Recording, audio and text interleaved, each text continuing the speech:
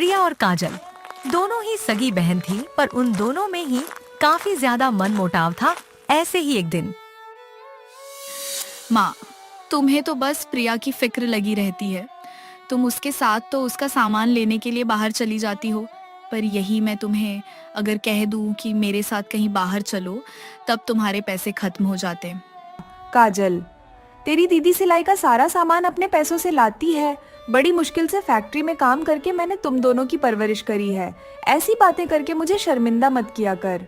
और तेरी बहन दिन रात इसलिए सिलाई करती है ताकि मैं फैक्ट्री का काम छोड़ सकूं। अपनी माँ की बातें सुनकर काजल को गुस्सा आ जाता है और वह पैर पटक कर चली जाती है।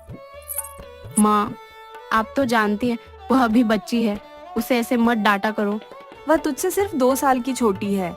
उसकी पढ़ाई भी पूरी हो गई है। उसे अपना कॉलेज खत्म करने के बाद कहीं नौकरी देखनी चाहिए, पर वह है जो आज भी तुझसे और मुझसे पैसे लेती है।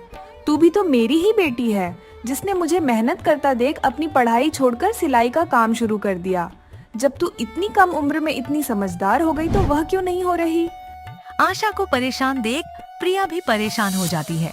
इसी तरह कुछ दिन बीत जाते हैं और एक दिन प्रिया अपनी मोहल्ले की एक लड़की के लिए चूड़ीदार पजामा और फ्रॉक सूट और हैवी दुपट्टा बनाती है,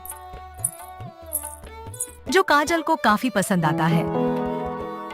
प्रिया, यह तो वही ड्रेस है जो उस दिन मैंने दुकान में देखी थी। ये तूने मेरे लिए बनाया है ना? मैं उस दिन इसे ले नहीं पाई थी क्योंकि इसका रेट बहुत ज्यादा था। काजल, ये ड्रेस हमारी गली की लड़की शीला की है। उसने मुझे फोन में ये ड्रेस दिखाई थी और इसीलिए मैंने ये ड्रेस उसके लिए बना दी। अगर मुझे पता होता कि तुझे ये ड्रेस इतनी पसंद है तो मैं तेरे लिए भी बना देती, पर तू मुझे थोड़ा सा समय दे, मैं तेरे लिए ऐसी ही ड्रेस बना दूंगी। कल मैं अपनी दोस्त के साथ घूमने जा रही हूँ और जब तू ऐसे ही ड्रेस दोबारा बनाएगी तो शीला को दे देना। ये ड्रेस अभी मुझे दे दे। काजल, बात को समझ। उसने मुझे एडवांस पैसे दे रखे हैं और वह अपनी ड्रेस लेने के लिए बस आती होगी। मुझे तो लगता है कि तू मेरी सगी बहन ही नहीं है। तू चाहती ही नहीं कि मैं अपने अमीर दोस्तों के बीच कभी अमीर सुंदर दिख सकूं। तभी तो तू पूरी दुनिया के लिए इतनी अच्छी महंगी ड्रेस बनाती है, पर मेरे लिए कभी नहीं सोचती तक नहीं है। नाराज काजल प्रिया को सुनाकर वहाँ से चली जाती है। इसी तरह कुछ दिन बीत जाते हैं, पर काजल प्रिया से बात नहीं करती। ऐसे ही एक दिन प्रिया, मुझे तुझ पर बड़ा ही गर्व है बेटा। 2 दिन बाद लड़के वाले तुझे देखने आ रहे हैं। तेरा होने वाला ससुराल नदी के उसे पर है। तू हमेशा से चाहती थी ना कि तेरी शादी नदी के दूसरी तरफ हो। अब तेरा सपना पूरा होगा, क्योंकि लड़के वाले भी काफी अमीर हैं और लड़का अपने माँ बाप का इकलौता है। माँ, शादी की उम्र तो मेरी भी हो गई है। मैं प्रिया से सिर्फ 2 ही साल तो छोटी हूँ और प्रिया से ज्यादा सपना तो मेरा है नदी के दूसरी तरफ ससुराल होने का। पर तुम आज भी प्रिया के बारे में सोच रही हो, मेरे बारे में तो कुछ सोचती ही नहीं। प्रिया, एक बार फिर काजल अपनी माँ से नाराज होकर वहाँ से चली जाती है। अब रात को जब प्रिया सोने जाती है तो काजल अकेले में अपनी बहन से कहती है, अगर तुम मुझसे सच में प्यार करती है तो इस रिश्ते के लिए मना कर दे। तू तो जानती है ना, मुझे नाव में बैठना, नदी किनारे घूमने, बातें करना, सनसेट देखना कितना पसंद है। बड़ी मुश्किल से मिलते हैं। नदी की दूसरी तरफ ससुराल। मुझे इस लड़के से शादी करनी है। तू माँ से बोल दे तुझे यह रिश्ता मंजूर नहीं। देख, लड़का बहुत अमीर है, तू तो किसी भी घर में एडजस्ट कर सकती है। अगर तेरे जाने के बाद मेरी शादी गरीब घर में हो गई तो मेरी वजह से माँ को सुनना पड़ेगा, क्योंकि मैं गरीबों के साथ नहीं रह सकती। काजल, तुझे वह लड़का पसंद है ना, तो ठीक है, तू सब कुछ तुम मुझ पर छोड़ दे। नदी की दूसरी तरफ तेरी शादी होगी। प्रिया की बात सुनकर काजल अपनी बहन को गले से लगा लेती है। इसी तरह 2 दिन बीत जाते हैं और प्रिया सुबह से शाम तक बस सिलाई करती है और सभी के लिए ड्रेस बनाती है। और जिस दिन लड़के देखने वाले आज रहे होते हैं, उसी दिन लड़के वाले के आने से पहले माँ, काजल अभी नादान है और मैं चाहती थी कि मैं इतना कमाऊं कि तुम्हें फैक्ट्री जाने की जरूरत ना पड़े, पर अगर मैं काजल से पहले शादी करके चली गई तो वह तुम्हारा ख्याल नहीं रख पाएगी। इसलिए तुम इस लड़के से काजल की शादी कर दो। मैं तो गरीब घर में भी एडजस्ट कर जाऊंगी। पर काजल नहीं, और उसने भी सपना देखा है नदी किनारे उसका ससुराल हो। होना हो जरूर काजल के कहने पर तू ये सब बोल रही है, पर तुम दोनों ही मेरी बेटी हो, बड़ी बेटी के घर में रहते। मैं छोटी की शादी पहले नहीं कर सकती, और तेरी शादी भी मैं नदी के दूसरी तरफ ही करूंगी। और देखना, मेरी दोनों बेटी की विदाई एक साथ होगी। कुछ ही देर में लड़के वाले आते हैं और आशा प्रिया के कहने पर काजल का रिश्ता उस लड़के से पक्का कर देती है। इसी तरह कुछ दिन बीत जाते हैं और एक दिन प्रिया के लिए मिडिल क्लास घर से रिश्ता आता है और लड़के वाले बड़ी मुश्किल से नव से नदी पार करके आशा के घर पहुंचते हैं और प्रिया को देखते ही पसंद कर लेते हैं।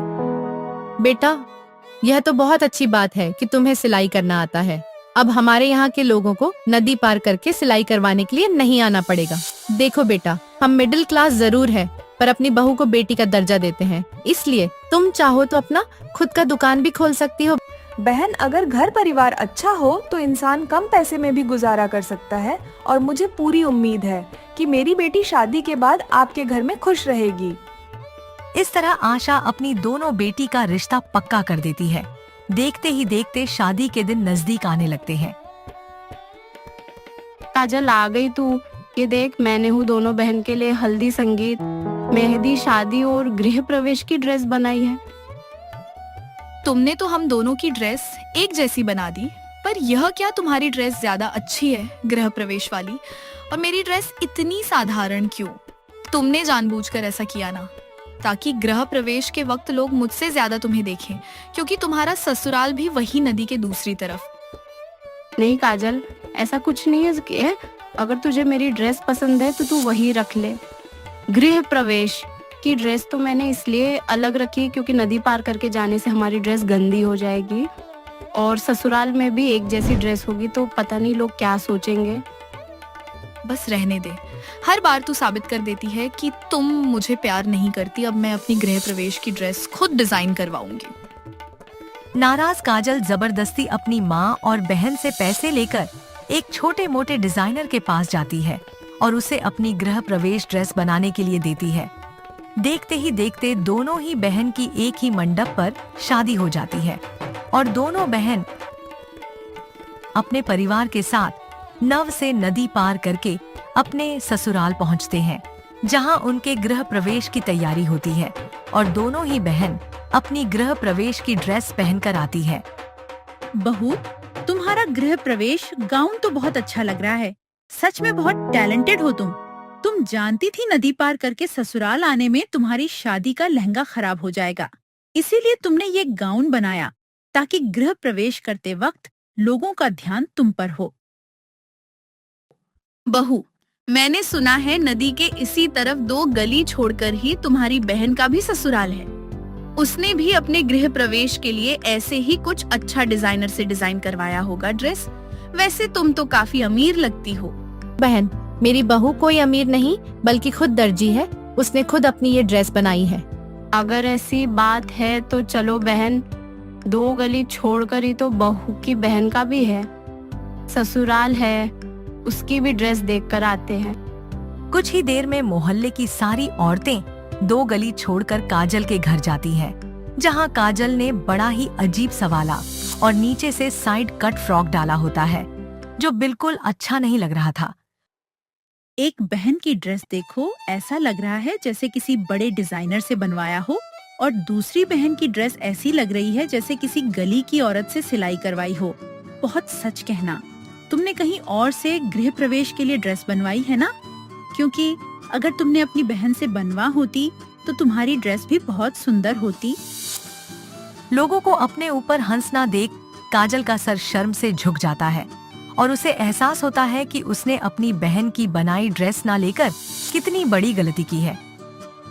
अगर आपको कहानी पसंद आई तो लाइक करें, कमेंट में बताएं कि आपको कौन सा हिस्सा सबसे अच्छा लगा और अपने दोस्तों के साथ शेयर करें। हमारे चैनल को सब्सक्राइब करें और बेल आइकन दबाएं। नमस्ते।